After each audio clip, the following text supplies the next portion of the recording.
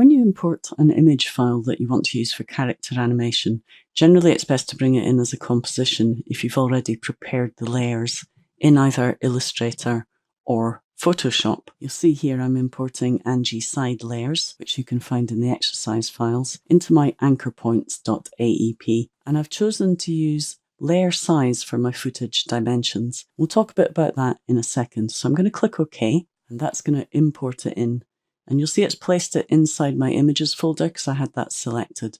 So I'm just going to drag that out and close up my images folder. And I could just take a minute to rename that O2 Angie Side Layers. Just helps me keep track of things. So I'll double click it to open it up, and you'll see that I have this little character and it's got all these different body parts. Now what I'm going to do is drag it into the Brighton seafront scene that I've already created. I'm going to do that by opening the Brighton seafront scene and then dragging it in to there and placing it on top.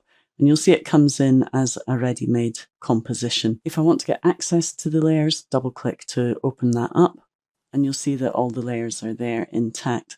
Now I want to start animating, so I'm going to start by animating this front arm here. And just so that you can see the layer handles a bit clearer, I'm going to change the label color to yellow so it stands out a little bit more. Okay, now you'll notice if I open up the arm and I rotate the arm, it's rotating around the anchor point of that layer. It is in fact the center point of that layer, and that's because I brought it in as layer size. So the handles are around the edge of the layer as opposed to being around the edge of the comp, which they would be if I'd chosen composition size. The first thing I want to do is move that anchor point to where I would expect the arm to rotate. So I'm going to grab the pan behind tool and just drag that up to here, and that's where I would expect the arm to rotate. And now when I rotate, it rotates around that point, which is the correct point for a swinging arm. I'm going to do the same for the back arm. So I'm going to select that. Let's make it yellow. And then with the pan behind tool still selected, I'm going to drag it up here. And then we're going to do the legs. So I'll select the back leg. Again,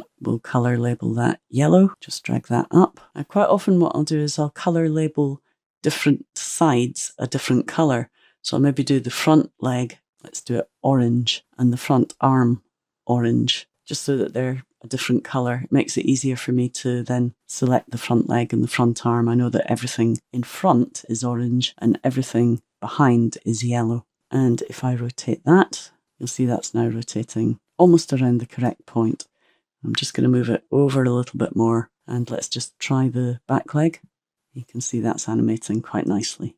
Now the other thing we're going to do is just adjust the anchor point for the body. So let's make that green. Okay, and I'll move the anchor point down here. And that means if the body then rotates, it rotates around that point. Now you'll notice that the arm and the head aren't following the body at the moment, but we're going to fix that a little bit later. And then finally, we're just going to grab the head, and let's make the head blue, and we'll drag that point there. So now the head is rotating in that direction. Okay, so now we're ready to animate the body part.